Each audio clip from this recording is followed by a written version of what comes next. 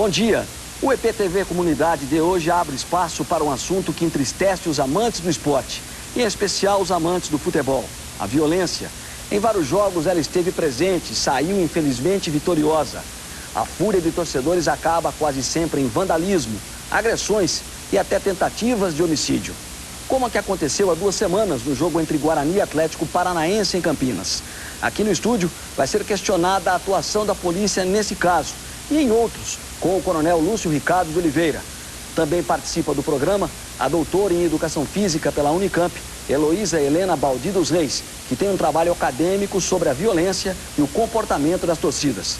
Bom dia, coronel. Bom dia, doutora. Começar falando justamente dessa preocupação de todos nós que vivemos ligados ao esporte, especialmente ao futebol. De que forma podemos acabar com a violência, ou se é meio utópico dizer acabar, como é que nós poderíamos minimizar a violência nos campos de futebol do Brasil? Bom dia, doutora. Bom dia. A questão da violência nos estádios, é bom deixar claro para o telespectador que não é um problema específico do futebol, ele é um problema da sociedade e o campo de futebol é um dos lugares onde ele acontece, as intermediações do estádio. Eu acho que é possível, sim, minimizar os problemas com medidas preventivas, né, com ações da polícia não de captura dos transgressores, mas com medidas de prevenção, porque depois de que o ato de violência ele é desencadeado, o trabalho dos policiais fica muito dificultado, porque a relação de número é bastante desigual. Então, a gente viu experiências na Europa onde o fundamental é o trabalho de prevenção. E aí a necessidade de uma remodelação de várias coisas, vários materiais dos estádios, de vários equipamentos que teriam que estar sendo instalados, e também um trabalho muito próximo da polícia de maior preparação dos policiais, do envolvimento maior da problemática do que significa essa violência nos estádios em termos gerais e não específicos. Coronel, bom dia, prazer em recebê-lo aqui também, ao lado da doutora Heloísa Helena. Esse trabalho da Polícia Militar, esse trabalho essa segurança preventiva, ela precisaria necessariamente de um apoio dos clubes, dos estádios, dos clubes, enfim, para que houvesse essa interatividade, essa interação e, consequentemente, para que a polícia também pudesse contar com o apoio dos clubes nesse sentido? Sem dúvida nenhuma. A participação tem que ser ativa de todos os segmentos envolvidos, direto ou indiretamente. Sem dúvida nenhuma, o êxito do nosso trabalho está na prevenção, como bem disse a doutora Heloísa. Esse trabalho preventivo não se restringe à atuação da Polícia Militar, né? Então, todos os segmentos envolvidos, inclusive dos próprios torcedores, onde a base de tudo está, sem dúvida nenhuma, na formação, na cultura, na educação desse povo. Uma vez instalada a crise, realmente a atuação, cada ação uma reação.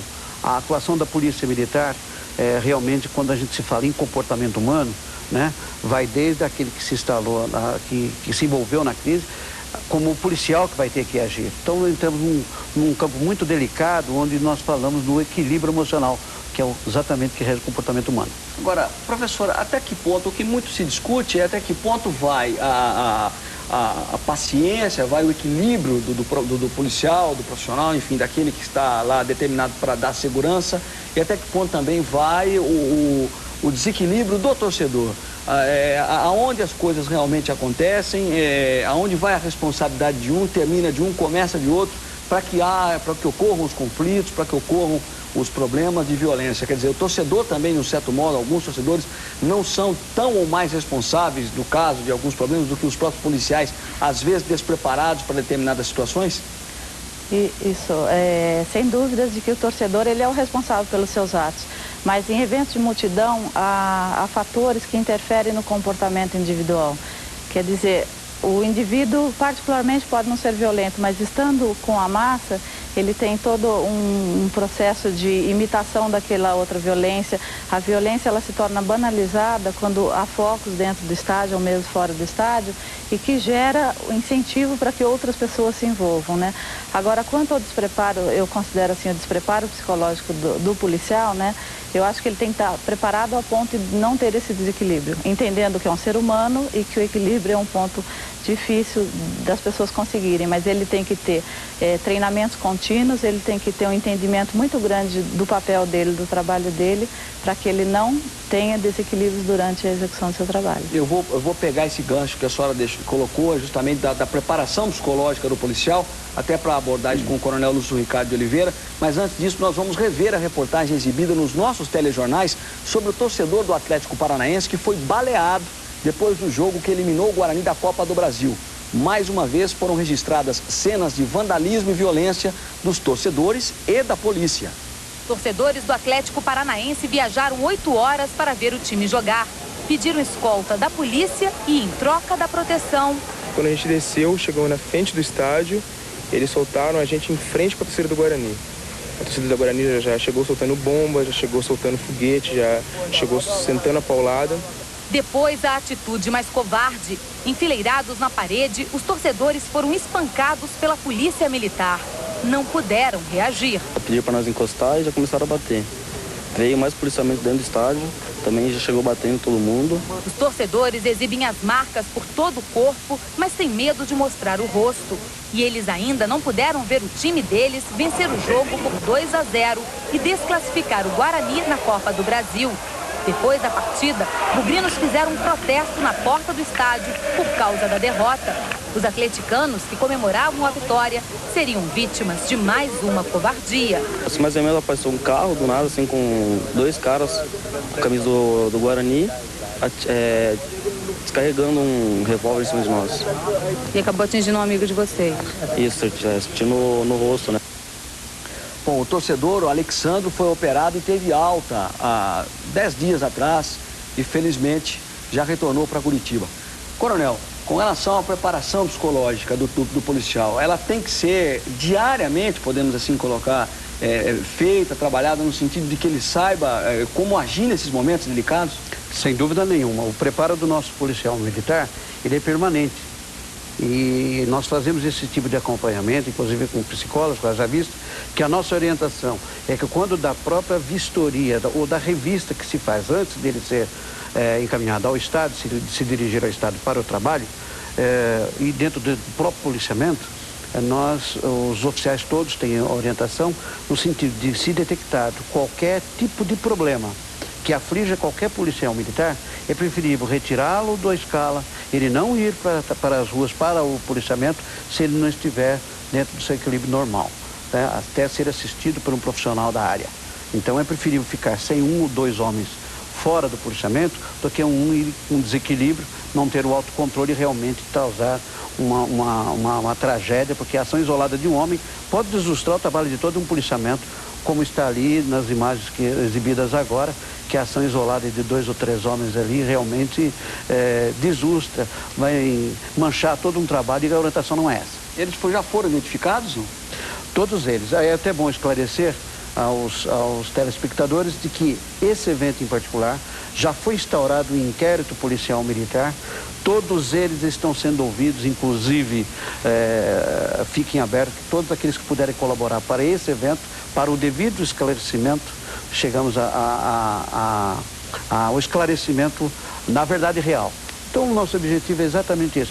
Nós não temos qualquer tipo, se existe alguém interessado em esclarecer tudo isso devidamente, somos nós da Polícia Militar. Perfeito. Então, fiquem abertos, inclusive qualquer tipo de evento que envolva policiais militares, que tem receio de chegar até o quartel, de falar, pode se manter uma ligação telefônica, dizer onde estão, que o comando chegará até essas pessoas, a esses colaboradores ou essas vítimas. Perfeito. O programa EPTV Comunidade vai para um rápido intervalo. Voltamos em instantes.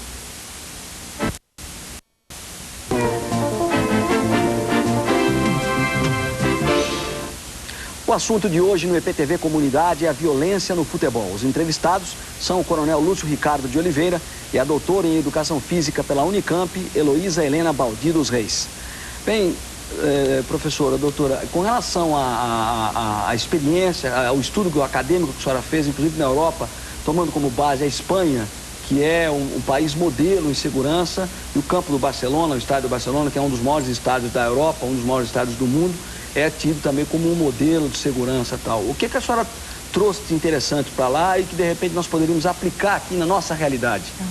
O que há de muito interessante é que, num determinado momento, na década de 80, a União Europeia fizeram uma convenção com a participação de todos os países da Comunidade Europeia e fizeram uma legislação de prevenção de medidas de segurança nos estádios. E todos os países pertencentes à Comunidade Europeia tiveram que fazer suas leis de esporte e de prevenção vinculadas a essa assinatura da convenção.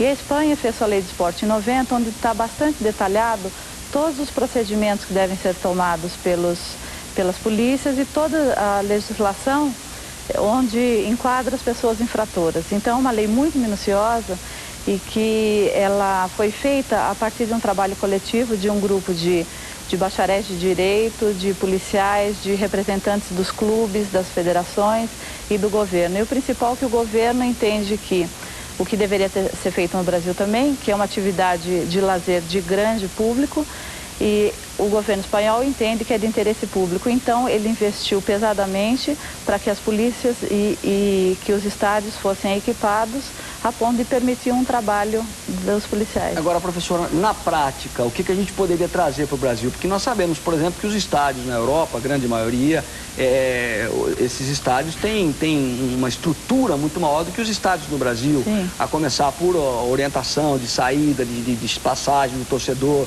a saída mais próxima, a chegada mais próxima ao local onde ele está devidamente, onde ele comprou o bilhete. Todos os estádios são numerados. O torcedor pode chegar 5 minutos antes que o local dele está ali à disposição. Sim. O que nós poderíamos trazer para cá dentro da realidade brasileira? Algumas coisas que não demandariam, inclusive, custo, seria, por exemplo, uma campanha dos clubes de ter o sócio-torcedor, que é aquele que compra o carnê e você tem a identidade dele durante os jogos. Isso possibilita de que o torcedor, ele entra no estádio, já sabe o local dele, facilita o trabalho da polícia, que na verdade vai ter aí 30%, 40% só da ocupação do estádio para estar fiscalizando. Uma outra questão é a adequação dos estádios à nossa realidade. Por exemplo, há uma exigência lá de que a cada 1000 torcedores se tem um portão. Aqui o que a gente tem, várias catracas no mesmo portão, com possibilidade de 6 ou 8 catracas para todos os torcedores, 30, 40 mil torcedores estarem entrando. Então, a abertura de mais portões nos estádios, por exemplo, é uma coisa que não teria grandes custos. A questão de melhor sinalização, são coisas fáceis de fazer por setor. A questão da divisão de setores, não tem interligação como existe nos estádios aqui de Campinas, de que o torcedor ele circula praticamente metade do estádio tendo entrado. Quer dizer, se você faz uma separação por setores, fica bastante mais fácil de controlar. E fundamentalmente, o que encarece um pouco, mas é fundamental, é a instalação de câmeras. No estado do Barcelona, uma câmera para cada 1000 torcedores, instalada em todas as portas de entrada, são 100 portas de entrada e de saída, o que evacua um estádio em 3 minutos, todas as pessoas estão fora. E a senhora está falando do estádio do Barcelona, que tem capacidade para mais de 100 mil torcedores, 100 mil. E invariavelmente está lotado. Está lotado. Sempre o Barcelona leva mais de 100 mil. Desses 100 mil, só um detalhe como informação, 65 mil, 70 mil são os sócios torcedores, ou seja, são torcedores cadastrados no clube, com endereço, com telefone, enfim, todo o histórico. É uma ficha cadastral do torcedor, do sócio do Barcelona, que tem o controle dentro do clube, ou seja, é fácil identificar, localizar o torcedor. Restam aí os 25, 30 mil, que são aqueles que não são identificados, e aí sim o policial trabalha em cima disso. Bem diferente no Brasil, onde nós temos um público máximo de 50, 60 mil pessoas e a dificuldade é muito maior. Daqui a pouco eu quero abordar isso com o coronel Lúcio Ricardo Oliveira. Pois não, professor? Mas veja, tem que haver uma cobrança do poder público aos dirigentes esportivos de que eles têm que dar condições de segurança à população, porque é uma entidade privada, o clube, só que eles têm lucro com isso e eles estão pondo em risco a vida da população. Então é um trabalho conjunto e que cabe ao poder público fazer essa cobrança. Perfeito. Bom, foi aberto inquérito para apurar os abusos da polícia no caso do torcedor baleado em Campinas. Os pais de Alexandro não querem mais que o filho assista aos jogos nos estádios. Seu Ismael e Dona Helena chegaram ao Hospital Mário Gatti em busca de informações sobre o estado de saúde do filho. De Curitiba a Campinas, foram 8 horas de viagem e angústia. Alessandro Teixeira, de 19 anos, foi atingido com um tiro na boca quando saía do jogo entre Guarani e Atlético Paranaense. Antes da partida, os torcedores atleticanos foram espancados pela polícia militar. O inquérito já foi aberto para apurar a atitude dos policiais. Com certeza, com bastante tranquilidade, chegaremos à identificação desses policiais. E aí vamos apurar em que circunstâncias que esses fatos ocorreram, o porquê dessa atitude e depois, ao final, nós relataremos a conclusão. O senhor acha que ele não deve ir mais? Não deve ir mais. Espere que fique em casa. Pode ser televisão em casa, né? No rádio, qualquer coisa. Mas se for campo, ele devia já desistir de não ir mais. Bom, coronel, até que ponto a gente poderia, essas colocações que a doutora Luísa Helena fez em relação a cobrar do poder público, a cobrar até dos próprios dirigentes dos clubes, até que ponto isso no Brasil é possível e, sem dúvida nenhuma, facilitaria o trabalho da polícia, ou é meio utópico em relação à nossa sociedade, em relação até ao amadorismo do nosso futebol em relação ao profissionalismo que há, por exemplo, no futebol europeu, notadamente na Espanha, onde o Barcelona, que é um dos clubes mais ricos do mundo. Sem dúvida nenhuma, nós já estamos caminhando para isso. Dentro da nossa realidade, dentro da nossa cultura, na verdade, encontramos resistência mil dos vários segmentos. Hoje, com certeza, nós podemos respirar mais aliviados, porque diante de tantos acontecimentos desagradáveis que nós lamentamos, hoje já existe uma conscientização, já existe um movimento, uma participação, ainda que muito aquém daquelas realidades para atender às nossas necessidades.